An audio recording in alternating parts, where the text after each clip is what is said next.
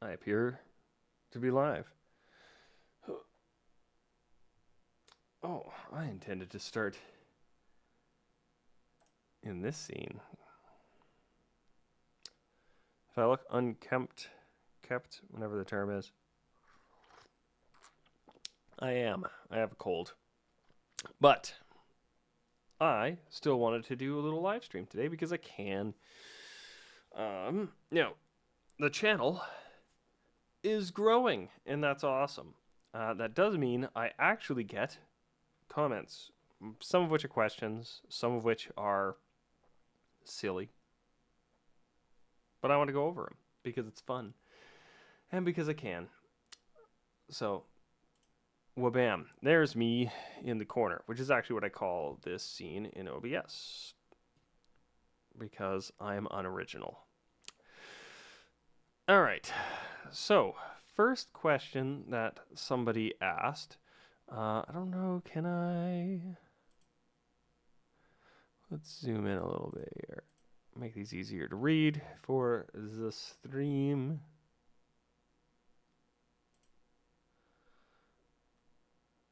That's better. I just have to make sure that I'm not cutting them off.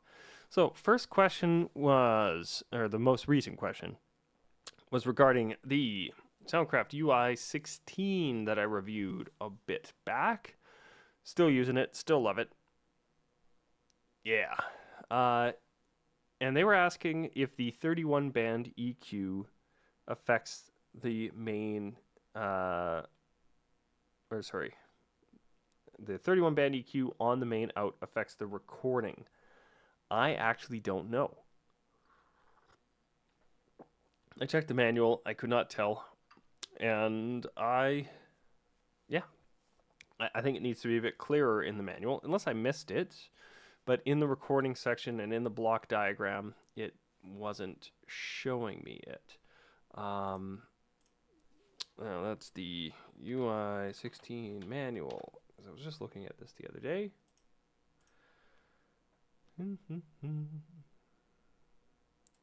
Downloads. Don't need the firmware update, which they need to put a new firmware update out, in my opinion. They have some updating to do. But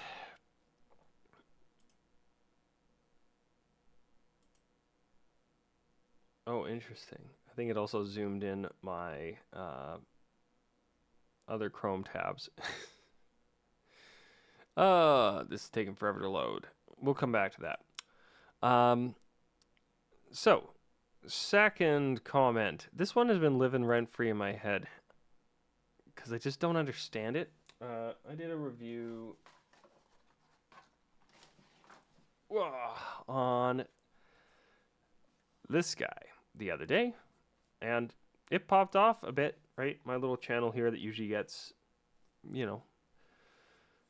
I put a new video out and it'll get about 100 views a week. That one got like 1,000 in a week, which is sweet. And that does tend to get more comments and stuff. But in that, I mentioned, and I put in the title screen, you can see there, or the thumbnail, that I love this thing because it has USB-C. Now, somebody pointed out USB-C port does not imply higher speed SATA rate, which I'm assuming they mean data, because SATA is an internal connector. There's eSATA and stuff. SATA is usually used for hard drives or optical drives. So I'm assuming he means data. I never said it didn't. That is a misconception a lot of people have. Generally speaking, USB-C can be faster because oftentimes USB-C ports will be, I believe it's Thunderbolt for Intel, but I've got a different computer, as well as USB 4, something like that. I don't know. I never mentioned this thing had faster rates, but that is something to always keep an eye on.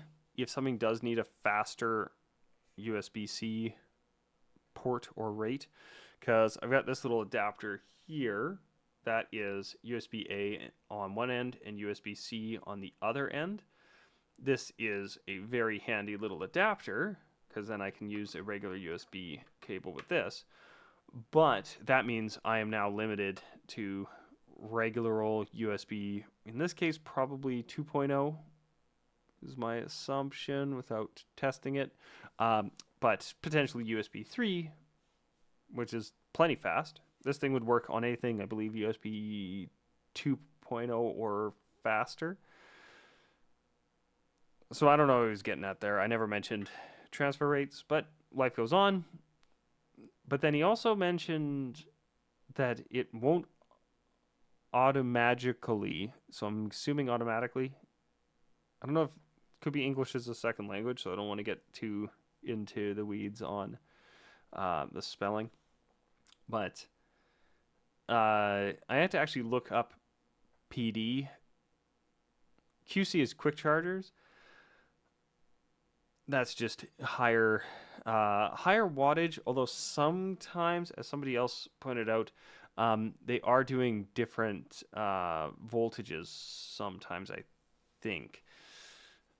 But yeah, I don't know. Every USB-C power brick I've used this with has worked. I don't recommend, like, if you look at one and it says higher than 5 volt, which it says 5 volt DC on the back here, don't use it. I assume that's fairly common sense. If the charger has USB-C but doesn't line up, I guess I could have mentioned that, but yeah, like I said, all I was getting at is you plug this thing in your computer and it works. You don't need an external power brick if you don't want it, and if you do have an external power brick, this will likely work as long as it's a 5 volt. And the beauty of that is it's not proprietary.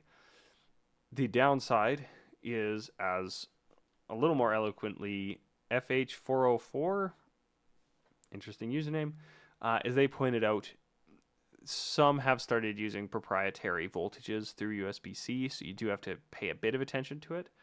But any standard USB USB dongle, whatever the heck you want to call it. Do I have one? I had one on my desk a second ago.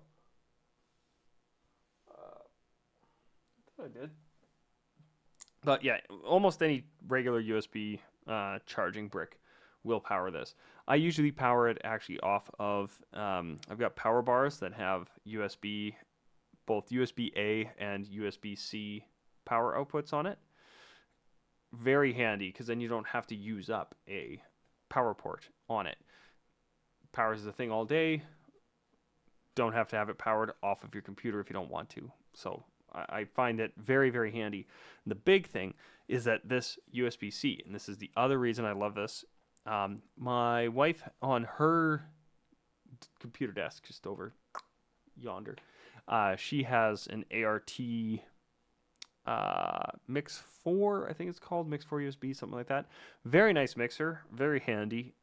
It has served her quite well, but it has micro USB on the back, and micro USB is the worst. So I'll take USB-C over it any day, especially because USB-C and micro USB both have instances where you're probably going to be able to find a cable that is power only. I've not found that on USB-C yet, but I'm sure they exist, so I'm covering my bases for when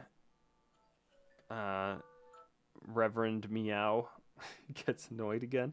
But yeah, with micro USB, one, it is just the worst cable connector. I've USB-A, USB-B, the big fat tall thing, like those, I've yet to have one of those wear out on me. Micro USB, horrible. Just hate it. Mini USB, which was, I believe, the first one, much better. So I don't know why we took a step backwards and went for a much more fragile cable and connector. USB-C, a lot more robust. Not perfect, but darn it if it ain't better. So yeah, if you're looking at one of these, and this is the reason why this one kind of bothered me. If it was just, hey, it might not be compatible with these, which is all I bothered replying to, but the quit shilling crap that does not do what you say. again, it's worked with every charge brick I've used, and it never implied it has faster rates. I don't know, but it's the internet, and like I said, that person either English is a second language or potentially intoxicated with the large amount of mistypes throughout that. Carrying on, this guy here, Mr. Cassidy, was just saying that they also have a VSM4. Great, great mixer, great controller. It's very, very handy. I have the original. He was saying he has had issues with his on the mics, and the fact that it doesn't have pads was why he kind of retired it. I don't have any issues with the microphone inputs on the one that I bought for, I believe I got it for $20, might have been 40. But he's had some issues with his mic inputs by the sound of it, but still quite likes the thing. The beauty of that, if you haven't seen that video, it has 2 microphone inputs that both have independent EQs on it, and it's awesome. Now, it doesn't have the performance pads. What it does instead is it has a sampler section, it has a loop section, and then it has an effect section. So a lot of, especially inexpensive units, have moved all of those to the pads. When you step up to the next step, they move the effects to a separate thing, and then have the loops and samples all controlled through the pads, as well as a few other things.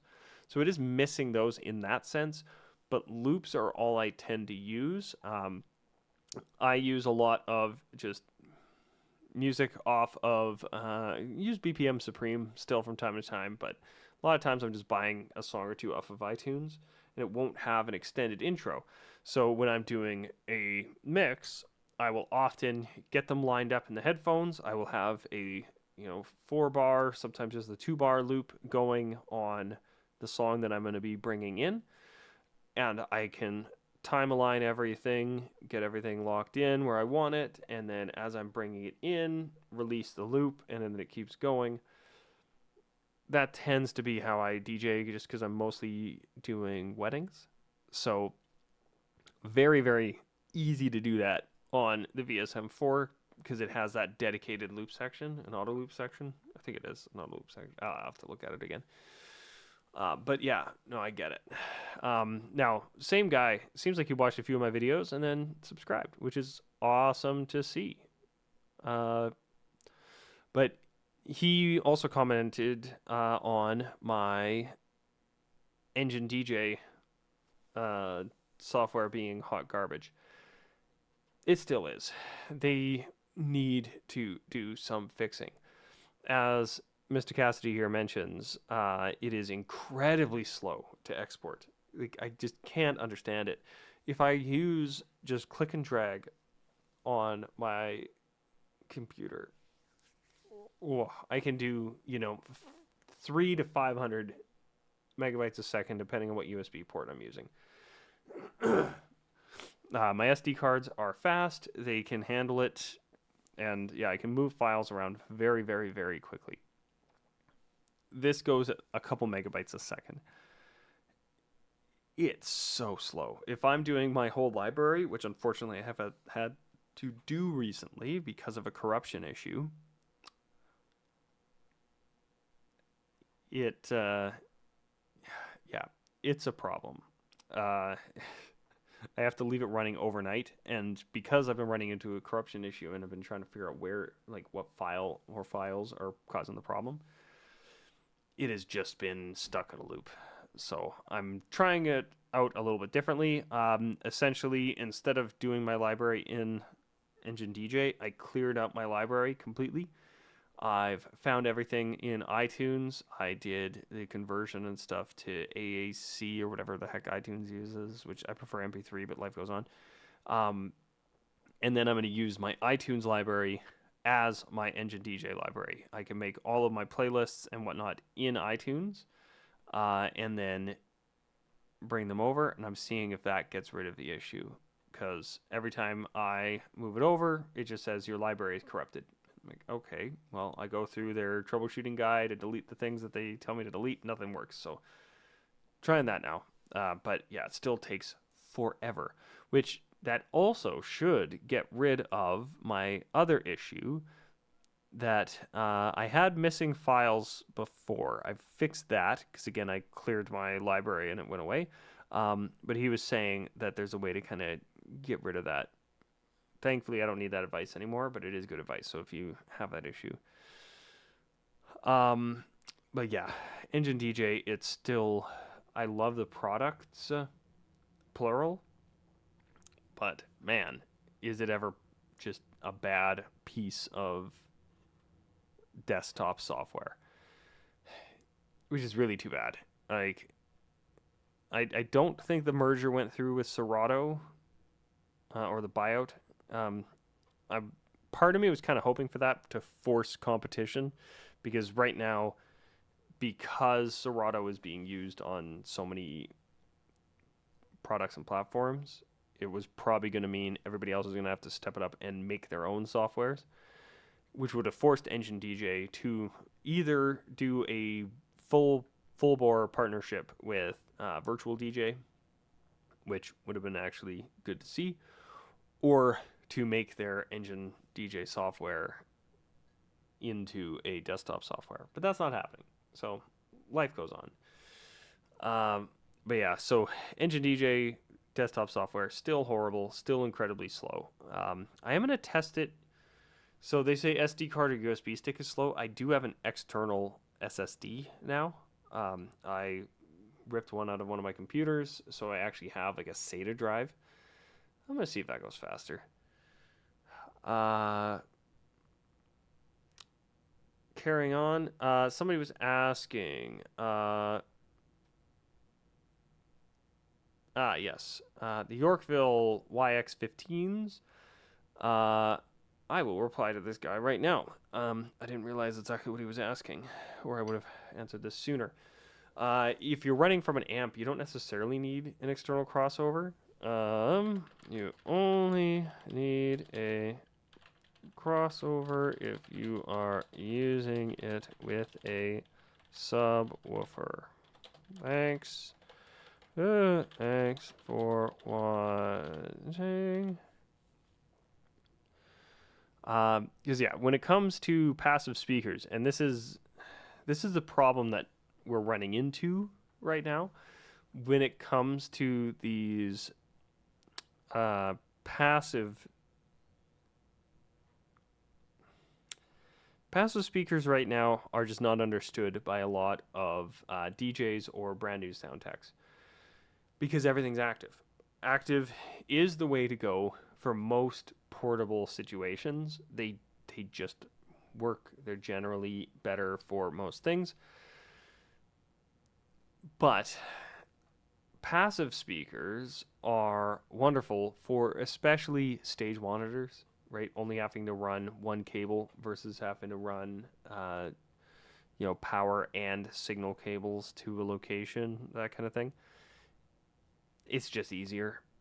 As well as if you're on the used market and you're strategic, passive can be less expensive. Passive actually ends up being more expensive if you are running, like buying brand new. Between buying a good amplifier and buying a good set of speakers, it will be more expensive than buying a set of good active speakers. So on the used market, right, like those YX15s, I got those for $100 Canadian each, so that's $70 American for my American viewers.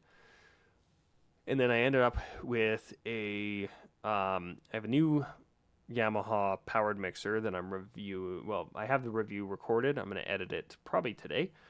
And then I also have a Behringer amplifier that I got for free. It was one of those instances of I bought some speakers that came with an amplifier. I sold the speakers like 2 years later for more than I paid for the lot. So, right. But yeah, so you can, if you're savvy, make passive less expensive, especially in the subwoofer realm. I have found passive subwoofers on the used market are very inexpensive compared to their uh, active brand new counterparts. And you just have to keep in mind wattage is way less important than what the stickers on the speakers tell you.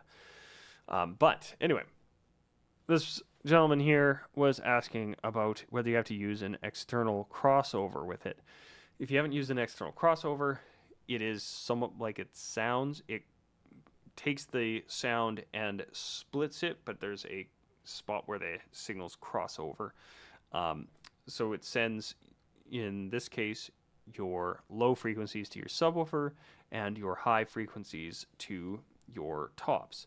There is, in most powered or passive speakers, a built-in crossover that is sending signal to the high frequency driver and your low frequency driver, or mid frequency driver if you're using it in a three-way system. You don't need an external crossover unless you're dividing your signal up into sections, right? Sending some to a subwoofer and some to your tops. You shouldn't run full signal into both. It's just not the way to do it. So, like I was saying, I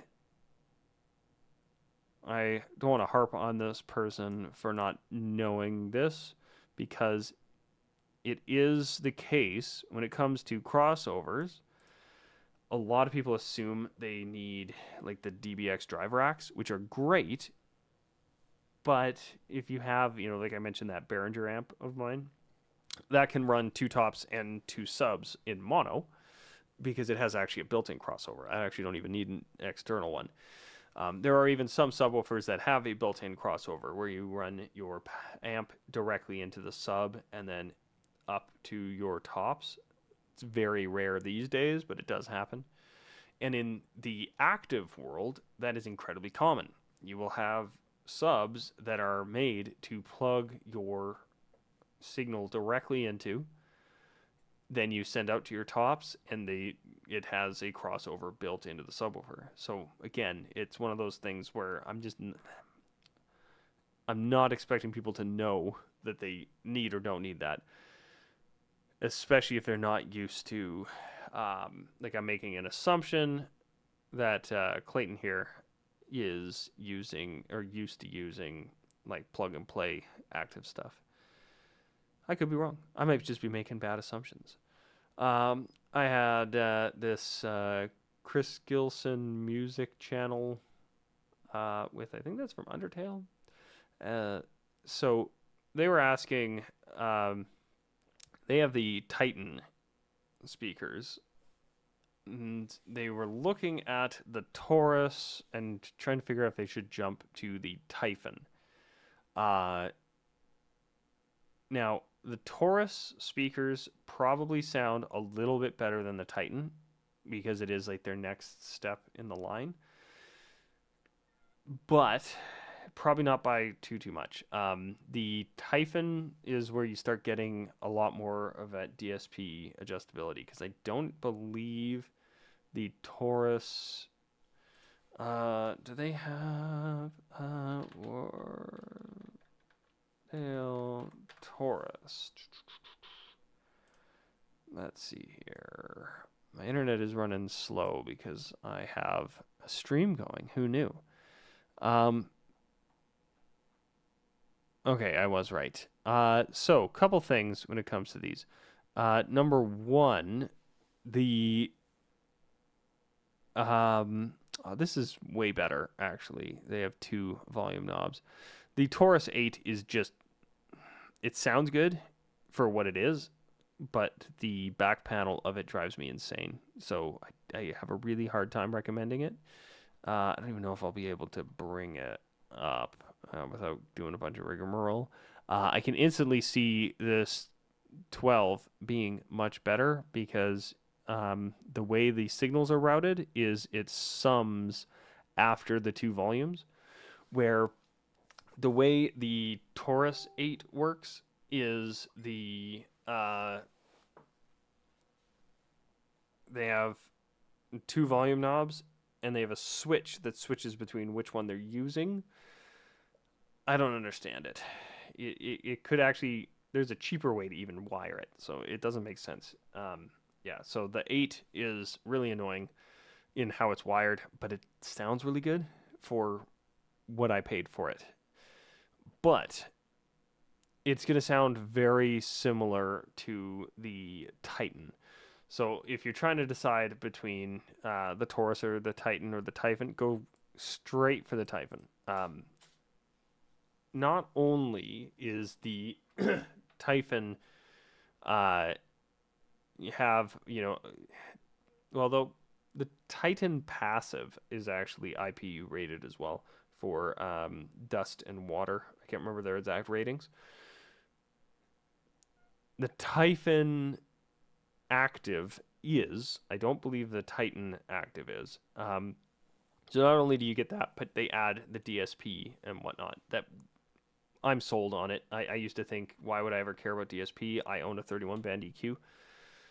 Well, man, it's just so easy to just plug straight into the back and set it to DJ when you're DJing, or lay it on the floor, set it to monitor speech or whatever the heck that more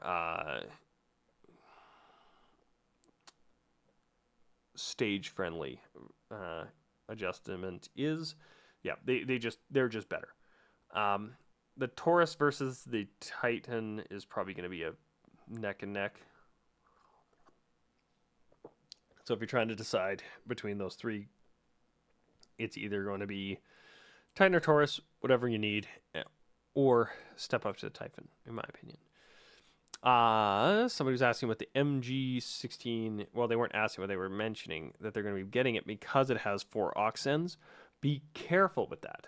I don't have it in front of me, but I believe that it has 4 technically.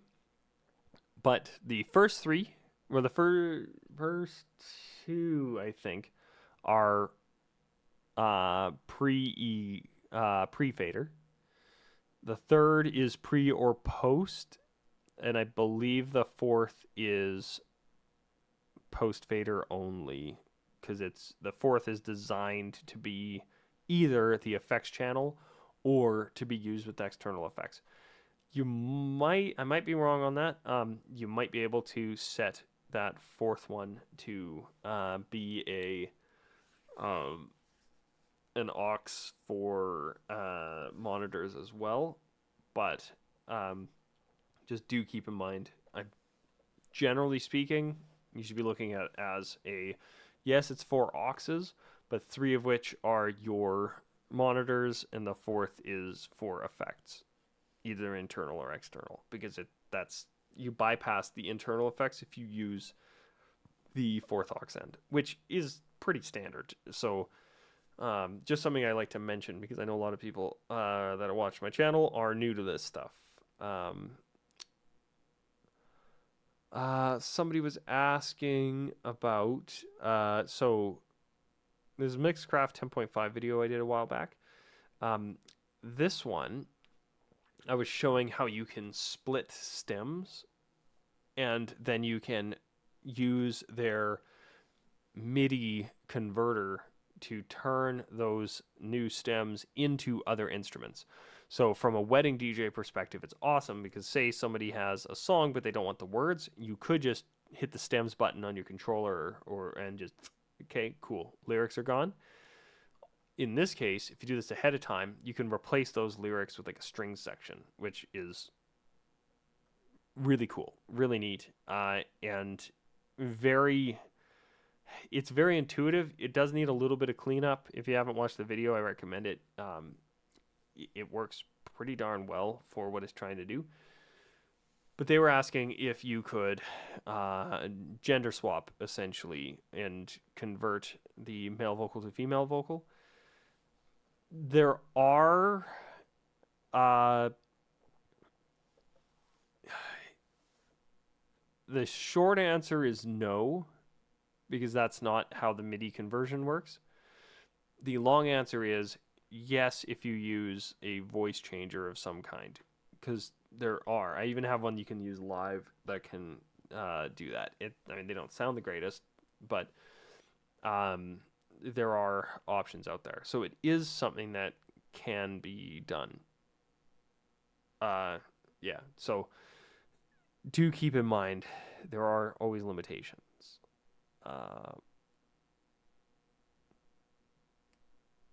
Yeah. Somebody was asking about how having or they were just mentioning 2 volume knobs is really useful for doing karaoke, one for music and the other for the mic balance. But this was on my Taurus 8 video where you can't because of the silly way that they wired that up.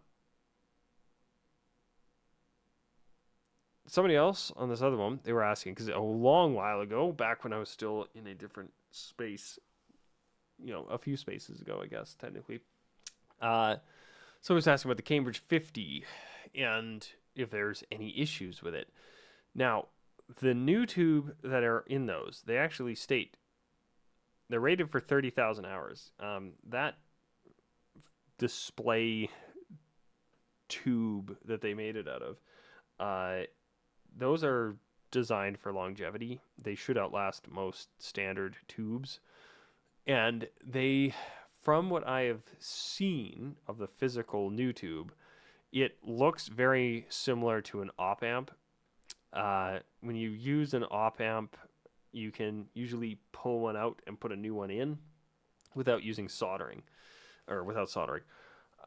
Using solder is what I should say. Or using a soldering iron. I don't care. I'm tired. I'm sick. Life goes on.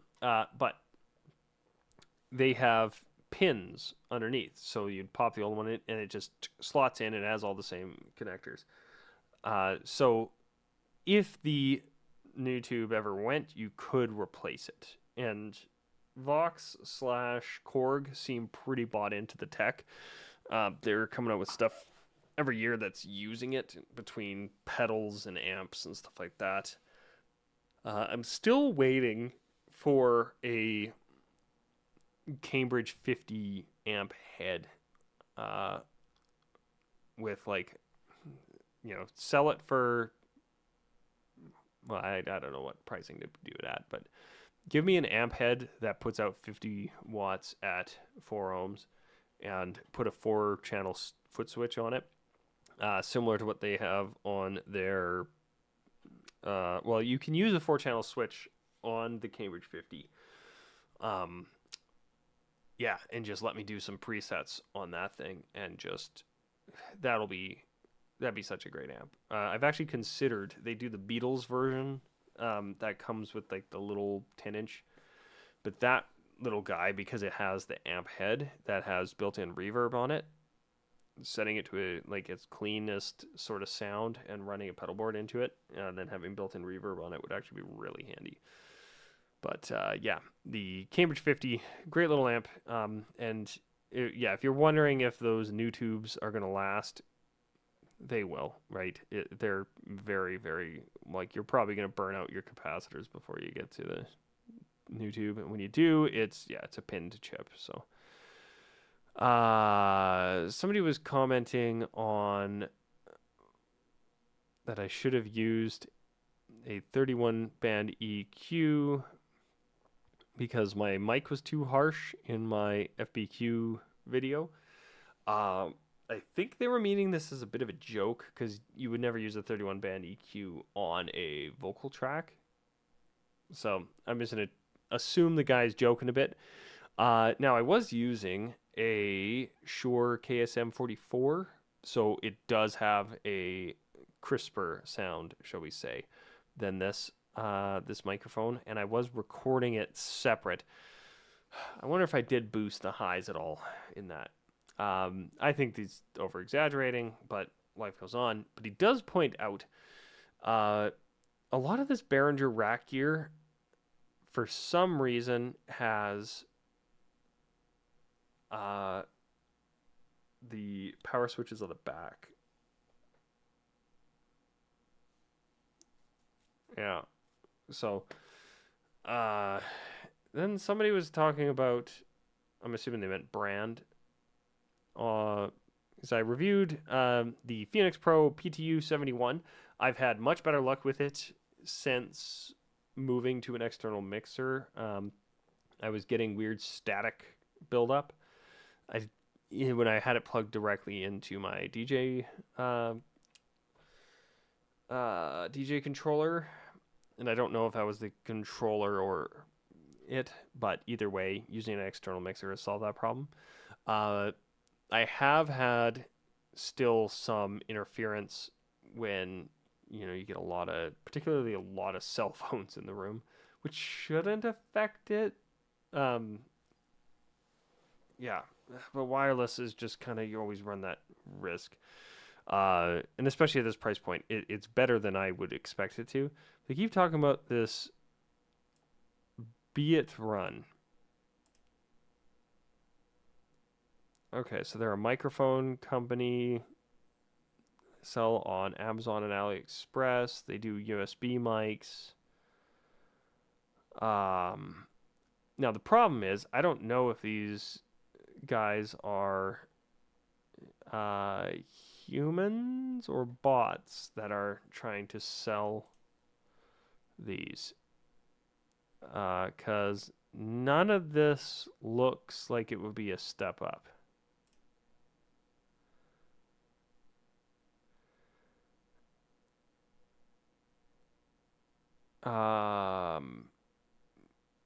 Yeah, I would not trust this for a professional gig. They might actually be pretty good. But the dongle based ones versus having some actual antennas, you should expect more dropouts. 160-foot range is what's the word I want to use? Optimistic. I mean, rechargeable receiver works up to 6 hours. Oh, so that recharges, but then you need regular batteries in the... So this one, the guy was saying, I haven't looked this up. I wonder if maybe under Pro... Oh, so they make fruit fly traps? Pro rechargeable mics. Okay, maybe these are what he's getting at. Okay, gross. Again, dongle. I do like that they have that splitter there for charging, so you can charge all three at once by the look of it. That's actually kind of cool. 240 feet. Doubt that. And yeah, $75 American. Yeah, like, well, they've got this one here, 7. Like, this is probably their better option. At that price point, I would be curious how well they hold up. This does look a lot better, though. Now, interestingly, I did a whole video on this. Yeah, you'll save a lot of money on batteries doing those internal batteries on there, but I went for rechargeables in the nickel metal hydride variety using this is a Power Owl charger here. Has my least favorite USB port ever, but this, I've got some Power Owl and some Amazon Basics rechargeables. Rechargeable batteries, especially in the AA format, are way better than they used to be. In some cases, they last longer than standard name brand batteries. At first, they do slowly lose their capabilities over the amount of times you charge them, but you can get a few hundred charges out of them. They claim 1,000 or whatever, but a few hundred before you start to notice anything. 9 volts, not as great for some reasons, though. So I wouldn't, anytime you're using a 9 volt, I would use an alkaline. Yeah, I just use rechargeable AA's, which is really handy because if you haven't watched the video, essentially, if you're using rechargeable AA's, you pop them in the charger, you charge them up the day before, you know that they are full. I get about 7 to 8 hours out of a set of batteries in my Phoenix Pro microphones. So if I have a 4-hour event, they still have 3 hours of power left, but my next 4-hour event, I cannot use the batteries. I have to either chuck them or use them in a remote control or something, but you burn through them really quick. So that's why this guy's getting at, like, yeah, you're going to go through a lot of batteries. But with the rechargeable batteries, I get, on the ones that I got, I usually get about 6 hours of use out of them. But I get 6 hours of use every time. So it just works. It works a lot better. Yeah, so these actually don't look too bad. I'm weary of the fact that it is a microphone company that is also selling sprinkler timers and fruit fly traps. That tells me this is likely a that looks to be a pretty good little setup. But this is likely a rebadge, right? Where this is made, the company out of China makes this mic system, and somebody can buy them and put their name on it, which is fine. There's nothing actually wrong with that strategy. But I've never heard of this company. I don't know if they will exist in a year, right? Where Phoenix Pro, they've been making a point of, they are a microphone company. They make and sell microphones. They have a reputation now. Reputation is mixed. I've heard people say that they have had some dropout issues. I haven't had dropout issues. I've only had, like I said, like, once I get a few hundred bodies in the room, and if I don't have my antennas really high, I can run into some issues. That's why I'm actually considering, they make a headphone extender, or not headphone, antenna extender that have the big, like, finned antennae.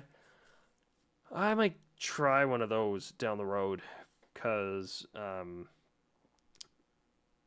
why not? See if it solves my antenna woes, because that's the only thing I seem to have any issue with. But yeah, they'll run all day, all night with no issues, other than, well, like I said, 7 hours or so of battery life. Somebody was asking about the Tascam DM4800 that I have in the studio. It's a weird board from a modern standpoint. It uses USB for MIDI, but then uses FireWire for audio. So if you want to use it as a recording interface, you have to track down an old PCI FireWire card, which actually does work. FireWire is, in my opinion, still better than USB 2.0. 3 and beyond is where USB starts to become the better format when it comes to audio stuff. But I'm running a UFX from RME that has the also USB and FireWire, but can work with either, and that I'm very thankful for that, because most modern computers, you're just gonna have less problems running the USB. I'd rather run the FireWire off of that if I could, but the USB is just so solid that life goes on. Your mileage may vary, but yeah. So right now we're actually using the Tascam as a control surface, because we have it, and it is a better control surface than what I could buy for how much it's worth, right? Like, we couldn't sell it and go and buy a control surface. Speaking of, somebody was asking about the Waves LV1 versus the Yamaha MG16XU. I don't know why. I don't know why somebody was asking this question. So, to summarize, though, the LV1, from what I can see, it is a ridiculously great live setup. It's running like Waves plugins and stuff live. It has a ton of I/O and all this stuff. Like, this is awesome. There's also a like digital version that is I think you can use with a I think there's a thing where like it's like a standard, uh, so you can run it. Um, oh, that's got to be a scam. I think it's a software-based system, so uh, there's units that you run into your computer, like kind of like the. Well, I think they're more like the more I've looked into it, or I'm looking into it right now, I should say. I think it's more along the lines of, oh yeah, live mixing software. So yeah, like this is cool, and I'm pretty sure you could use it with a interface then, which would be actually kind of neat. But on channel strip plugin rack. Yeah, so you need like a channel, like a rack plugin still. So, or oh no, that's plugin rack. They're actually talking about. I see.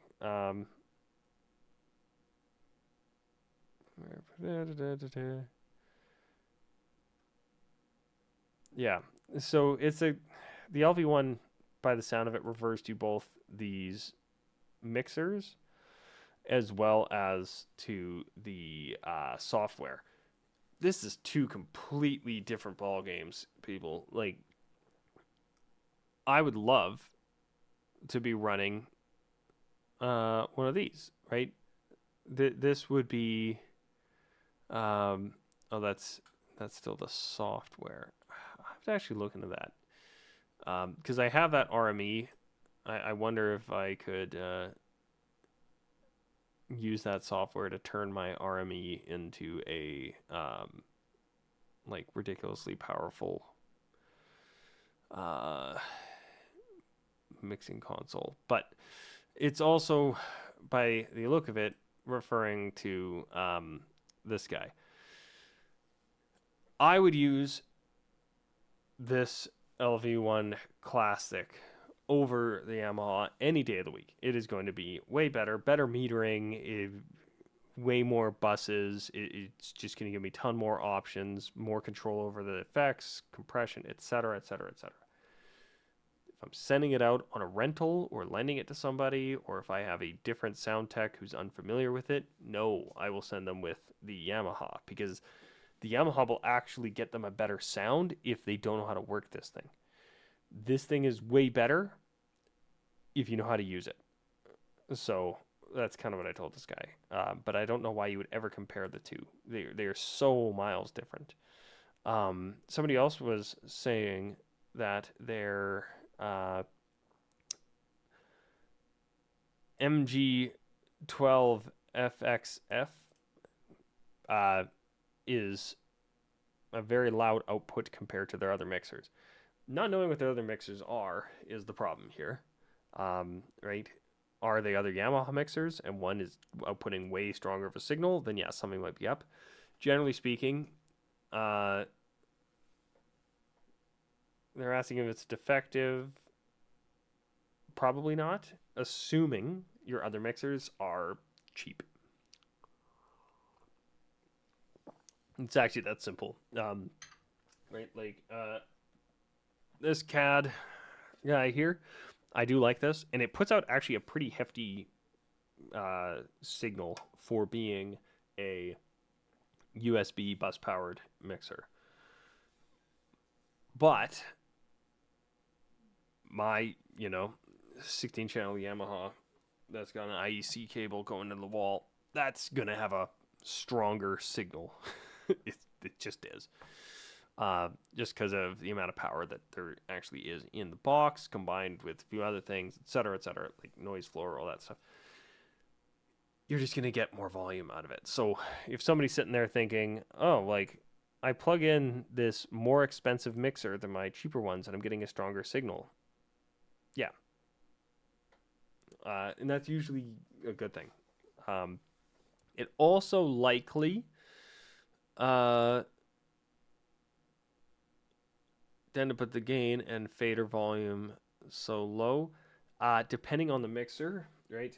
Again, this guy here, technically speaking, has from 10 to 60 dB for the mic channels, I think.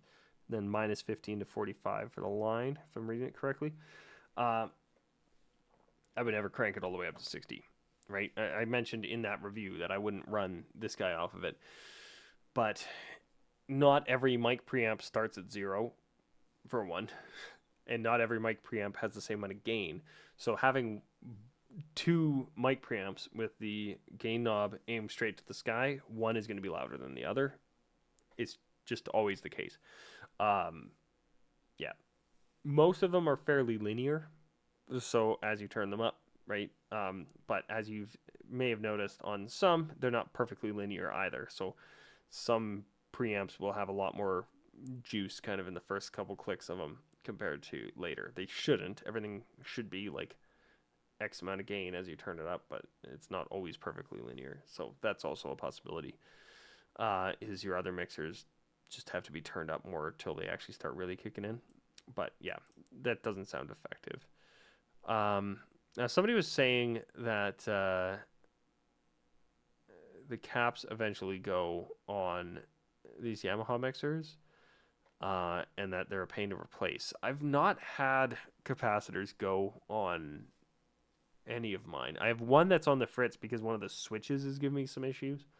I know it's the switch because when I adjust the switch, the noise goes away until it sits for a while. So there's some like dirt in the chain somewhere. But yeah, that's a little out of my wheelhouse. I tend not to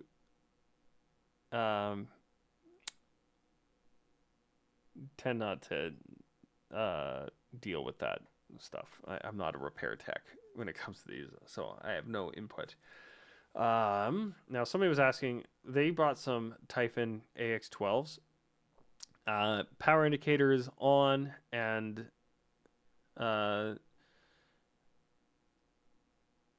there's no sound. Now, one of two things is happening.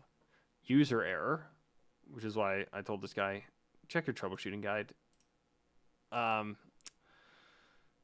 The other side of it, it could be toast out of the box. That happens, right? These are devices that have some pretty complex electronics going on the back these days. Once you start adding DSP and stuff, lemons happen. They'll RMA it, get a new one, right? If you bought the thing new and it's not working when you hit the on switch, like I said, go through the troubleshooting guide, because they'll make you do that before they'll even help you. Like, that's just how customer service works at this point, in my opinion, for the better.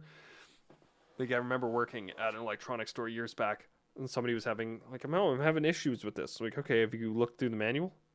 Well, no, I was hoping you could help me. It's like, okay, but all I'm going to do is read you the manual. And so I read them the manual. They were a little perturbed, but it fixed their problem, because we went through the troubleshooting guide together, and it solved their problem. But I'm like, I don't know more than the manual does if I'm not there, right? Now, I know more than the manual might in some cases now, because I know a lot about this kind of stuff. But even then, usually just go to your troubleshooting guide. It is there for a reason. It will make your life easier. Somebody was asking about pricing. Somebody was just happy with how I did that video. That's cool. Now, somebody was asking about the Typhon AX12s versus the QSC K12.2 and the Alto TS412. This is the problem. So we've got these QSCs. Now, great speakers. I'll never say they aren't. The problem is they say 132 dB peak with 126 continuous, but you see this little 1 here. Calculated for 1 meter based on sensitivity. The full range system and half space for the low frequencies of our systems. The peak power capacity of amplifier 2 and 1/8 is represented of current draw with typical music program material with occasional clipping. Now that's actually better than some of the write-ups I've seen from them. Some of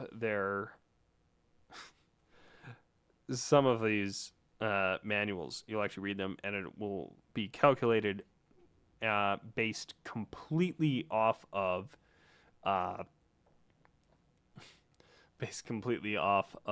the imaginary numbers of the power output, because this peak power, useless number. Peak is imaginary, but they also will then have the peak be based on if the speaker protection or limiters were removed from the circuit. So they'll be advertising a number that you actually can't get. So I'm very happy that they put continuous on here. Now, the Alto.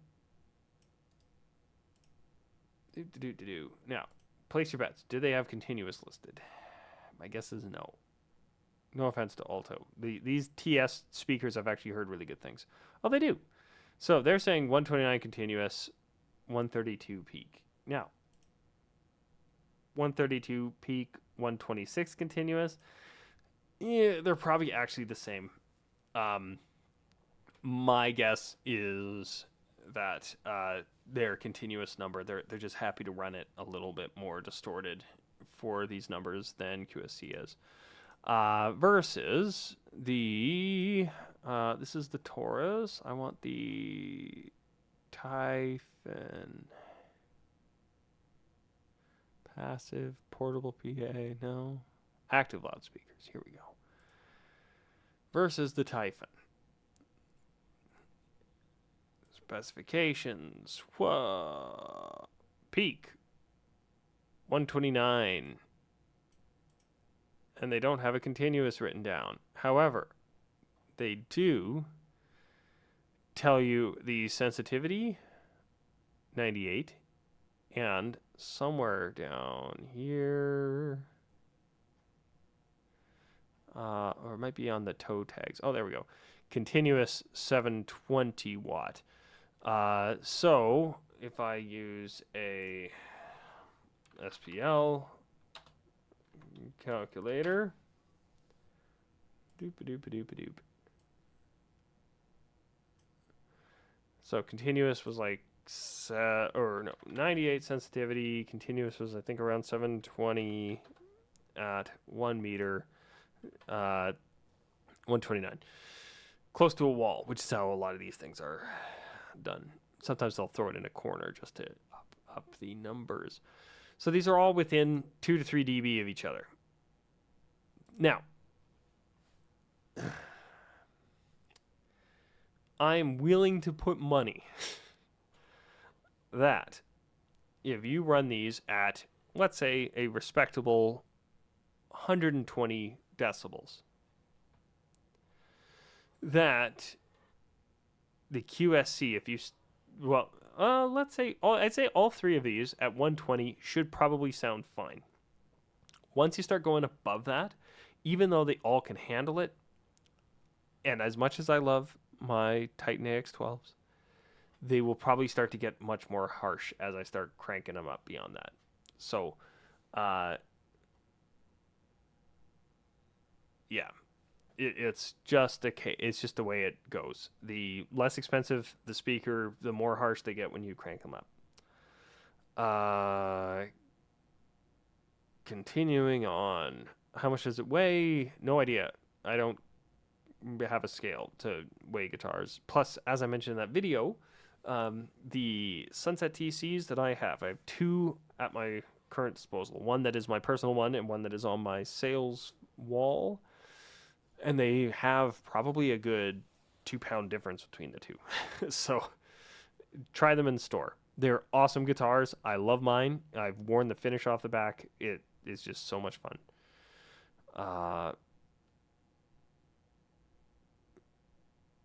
Somebody was very happy about my projector guide, so that's cool. Now, in terms of where can you get these, anywhere that sells Cort that happens to still have them in stock. So, unfortunately, as much as I say try it at your local dealer, they may not have it. They may not have it. So you may have to get them online if you really want one. They are really cool. They're really fun. You can take them to a bar without, panicking because they're a $3,000 Gibson or something like that. They sound pretty darn good. They, Duncan designed in the bridge, which is a step up from your regular stock pickups, and then they have a stock P90 in the neck. And I always love seeing that where it is mix and match, because you can tell then the company was like, you know what, this is a better suited pickup for this than just the one that has the name recognition. At least that's my opinion. I think this one was, I think I know this guy, so I think he's making a joke about me.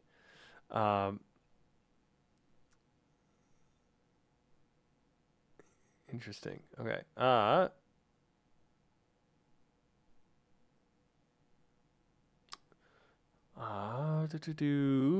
Yeah, somebody's mentioning that the Hercules DJ Control Starlight works with Mix, which is important because although Dejuiced is good and I'm a fan, I actually, it's a way better software than it should be for being like the entry-level software that comes with entry-level controllers. You'd expect it to be not as good as it is, but it's actually quite nice.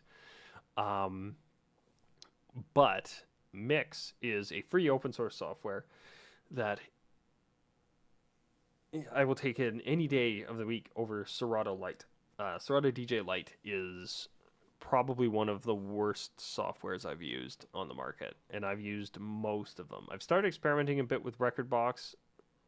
It's not really my taste from what I've seen so far, but I have very limited use, so I can't really don't really want to I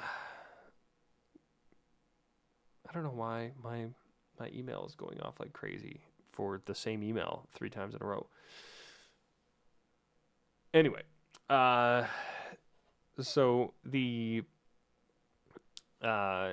like if I have to choose between the 3 of Mix, Serato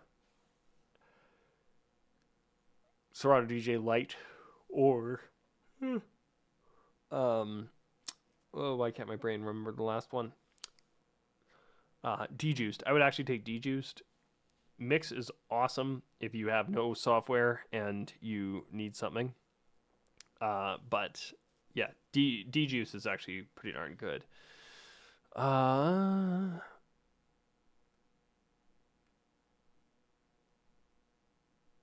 This guy's saying he uses these with Reloop Neons. I think those are like the little touchpad controllers. Somebody saying like, oh, it doesn't matter what you're using.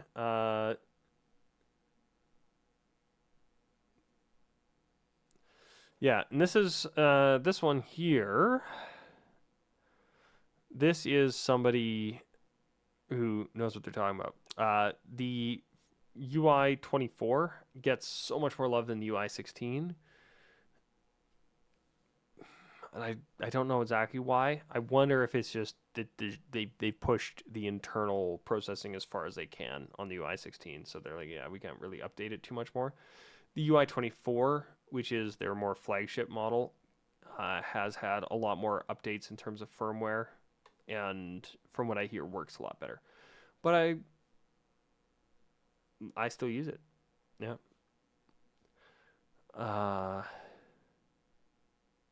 Yeah, I still like mine. Um, this guy, I can't remember if he was saying he's happy with his clips. Somebody wasn't happy with me running background music.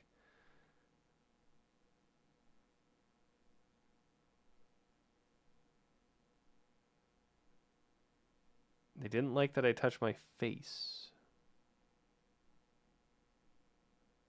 Okay. Cool.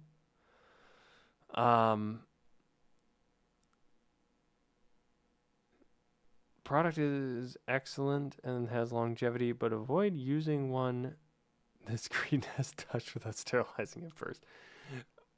Oh, that's wonderful. I'm gonna heart that. That's delightfully stupid. Um, yeah, I can't remember if I had background music in that one. I might have. Yeah, I didn't show the rear connectors because they're just one. They're available on the website. I don't know, but they're just XLR and quarter inch. I don't know. But that makes me laugh.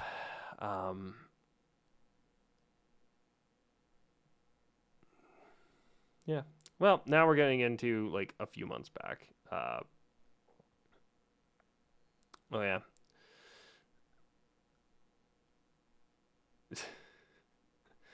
Yeah, a lot of people say that I look like Dwight, which at this moment I don't think I do, but I when I shave my beard a bit, I do.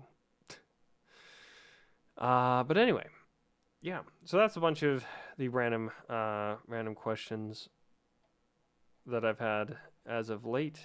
Um, some of which I think have merit. Some of which, I mean, it's YouTube comments. What can you do? But I wanted to go through some because it's fun. And now I'm gonna rest my voice before I hang out with some friends online because I can't in person because I have a bad cold. So you all have a good day.